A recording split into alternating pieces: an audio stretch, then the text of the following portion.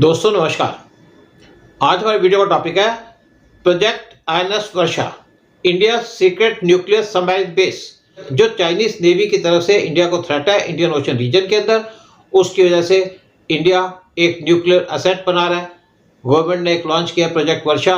Under project वर्षा India बना रहा है अंडरग्राउंड शेल्टर्स और बेसिस प्रोटेक्ट करने के लिए और कंसील करने के लिए न्यूक्लियर पावर सबमरीन्स जो बनाई जा रही हैं इंडियन शिपयार्ड्स पे। जो इनिशियल बेस है बनाने का, इंडिया का पहला सबमरीन फैसिलिटी, उसके अंदर रखी जाएंगी न्यूक्लियर बैलिस्टिक मिसाइल सबमरीन्स। और ये प्रोजेक्ट बहुत जल्दी पूरा होने वाला है। जो नया नेवल स्टेशन बनाया जा रहा है इसका नाम रखा गया आईएनएस वर्षा।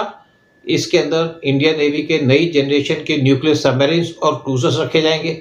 INS Varsha India secret nuclear submarine base. ये जो बेस है आईएनएस वर्षा, ये लोकेटेड है in Rambilli, about 50 kilometre south of Visakhapatnam. और यहाँ पे कंक्रीट होल्स बनाए जाएंगे हिल्स के अंदर, जहाँ पे न्यूक्लियर सबमरीन्स को रखा जाएगा। ये जो कॉस्ट है प्रोजेक्ट की आईएनएस वर्षा की, वो होगी अराउंड ₹30,000 करोड़। प्रेजेंटली इंडिया के पास 2 Arihant class ballistic missile submarine है और साथ में 2 additional extended S4 class submarines हैं जो ऑपरेट करते हैं फ्रॉम कोचीन पोर्ट, जहाँ पे permanent submarine housing facility available नहीं है। आईएनएस वर्षा ये रिलीव करेगा कंजेशन विशाखापट्टनम पोर्ट पे। विशाखापट्टनम पोर्ट को प्रेजेंटली यूज किया जाता है नेवी और सिविल मिनिस्ट्री ऑफ शिपिंग के द्वारा, क्योंकि रैपिड एक्सपेंशन हुई है इंडियन नेवी की ईस्टर्न फ्लीट की, जिनके पास 15 लार्ज वारशिप्स थे 2006 में, और ये इंक्रीज हो गए हैं 46 वारशिप्स 2012 में, और ये बहुत जल्दी और ज़्यादा इंक्रीज हो रहे हैं। इंडियन नेवी का जो डॉकयार्ड है विशाख पे, यानी कि विशाखापट्टनम पे, वहाँ पे बर्थिंग कैपेसिटी इस टाइम पे कम है। आईएनएस वर्षा को बनाया जा रहा है close to India's Bhabha atomic research centre ARC, जहाँ पे sophisticated nuclear engineering support facility वो भी अवेलेबल है और बहुत सी एकोमोडेशन है यहाँ पे स्टाफ के लिए।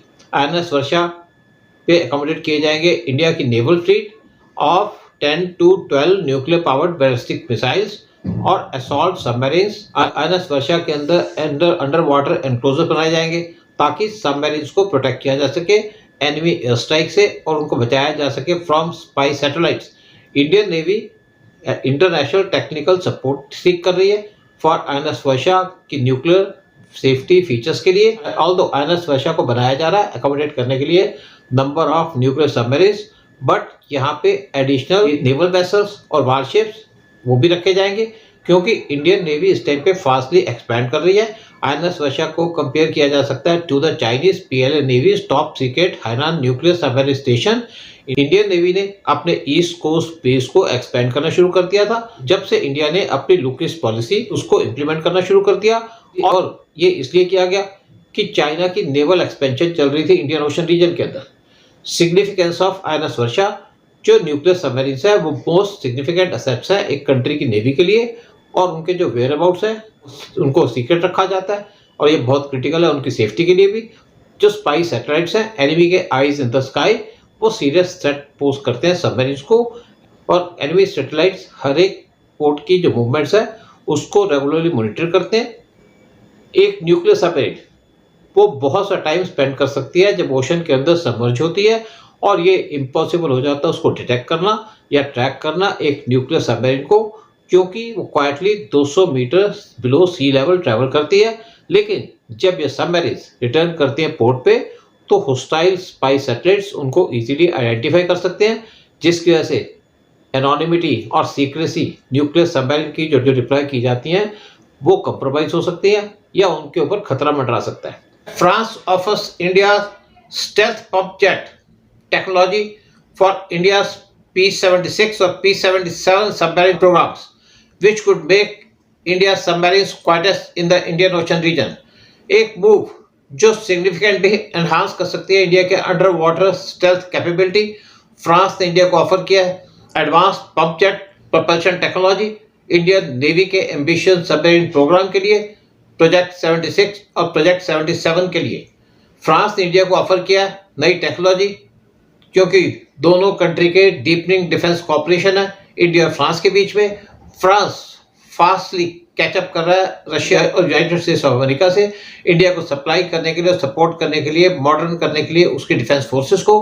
अंडर प्रोजेक्ट 76 इंडिया प्लान कर रहा है एक्वायर करने के लिए 12 next generation conventional diesel electric submarines, जबकि प्रोजेक्ट 77 के अंदर इंडिया फोकस कर रहा है डेवलप करने के लिए nuclear powered attack submarines SSNs. France willing है प्रोवाइड करने के लिए अपना cutting edge pump jet technology दोनों प्रोग्राम्स के लिए, जो सिग्निफाई करती है फ्रांस की commitment to strong long term defence partnership India के साथ। पंप जेट प्रोपल्शन एक क्वाइटर अल्टरनेटिव है ट्रेडिशनल प्रोपेलर्स से, जो सिग्निफिकेंटली रिड्यूस करती है सबमरीन का एक्यूस्टिक सिग्नेचर और एनहांस करती है उसकी स्टेल्थ कैपेबिलिटी। ये पर्टिकुलरली क्रूशियल है कन्वेंशनल सबमरीन्स के लिए जो ऑपरेट करती हैं इन होस्टाइल वाटर्स।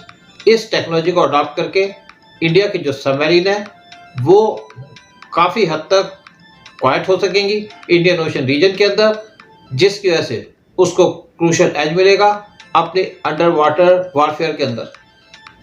प्रोजेक्ट 76 के लिए फ्रांस स्ट्रीमलाइन कर सकता है जो इंटीग्रेशन है pump jet technology submarine design के अंदर, और इनको डेवलप किया जा सकता है by Indian navy warship design bureau MWDB, Mazagon dock shipbuilders limited MDL और defence research and development organisation DRDO। For project 77 India equip करना चाहता है जो फ्यूचर एसएसएन्स है पंप जेट टेक्नोलॉजी से, जो एनहांस करेगी उनकी ऑपरेशनल स्टेल्थ और सर्वाइवेबिलिटी, जो क्रूशियल है एक्सटेंडेड पेट्रोल्स के लिए, और उनकी जो रिस्पांस है वो रैपिड हो सकती है। और ये इसलिए इम्पॉर्टेंट है कि जो चाइना है वो रैपिडली अपनी सबमरीन फ्लीट को मॉडर्नाइज कर रहा है और उनको डिप्लॉय कर रहा है इंडियन ओशन रीजन के अंदर। क्या ये एडवांटेजेस हैं ऑफ पंप जेट टेक्नोलॉजी? ये नॉइज को रिड्यूस करती हैं, इससे मिनिमाइज हो जाती है कैविटेशन, यानी कि जो बबल्स फॉर्म होते हैं सबमरीन के द्वारा जब पानी के नीचे होती है वो रिड्यूस हो जाते हैं, जिसकी वजह से इसका नॉइज भी कम हो जाता है और ये एक हिसाब से स्टेल्थ बन जाती है। इंक्रीज एफिशिएंसी, इसकी वजह से इनके थ्रस्ट एफिशिएंसी वो इंप्रूव हो जाती है, जिसकी वजह से सबमरीन की स्पीड ज़्यादा हो जाती है और ये इजीली मैनेवर कर सकती है, यानी कि मूव कर सकती है एक डायरेक्शन से दूसरी डायरेक्शन में। एनहांस स्टेल्थ, इसकी वजह से सिग्निफिकेंटली रिड्यूस हो जाता है एक्यूस्टिक सिग्नेचर, मीनिंग बबल्स कम निकलते हैं सबमरीन से, जिसकी वजह से बड़ा डिफिकल्ट हो जाता है इस सबमरीन को डिटेक्ट करना एनिमी के द्वारा। फ्रांस की जो पंप जेट टेक्नोलॉजी है ये पहले ही ऑपरेशन हो चुकी है उनकी 12 कुडा क्लास सबमरीन्स के अंदर, जिनको माना जाता है उनकी स्टेल्थ कैपेबिलिटीज के लिए। इस टेक्नोलॉजी को अडॉप्ट करके इंडिया सिग्निफिकेंटली एनहांस कर सकेगा स्टेल्थ और ऑपरेशनल इफेक्टिवनेस अपनी सबमरीन फ्लीट की, जिसकी वजह से इंडिया की जो मैरीटाइम सिक्योरिटी है इंडो पैसिफिक रीजन के अंदर वो इंक्रीज होगी, बूस्ट होगी। और जो कोलैबोरेशन है इंडिया और फ्रांस के बीच में वो हाईलाइट करती है ग्रोइंग स्ट्रेटेजिक पार्टनरशिप इंडिया और फ्रांस के बीच में डिफेंस सेक्टर में। इस टेक्नोलॉजी को शेयर करके और कोलैबोरेट करके इंडिया से फ्रांस अपनी स्ट्रेटेजिक पार्टनरशिप इंडिया के साथ इंक्रीज कर रहा है डिफेंस सेक्टर के अंदर। फ्रांस कंट्रीब्यूट कर रहा है इंडिया की जो एफर्ट्स हैं मॉडर्नाइज करने की उसकी नेवल कैपेबिलिटीज, ताकि इंडिया मेंटेन कर सके strategic balance under water domain के अंदर।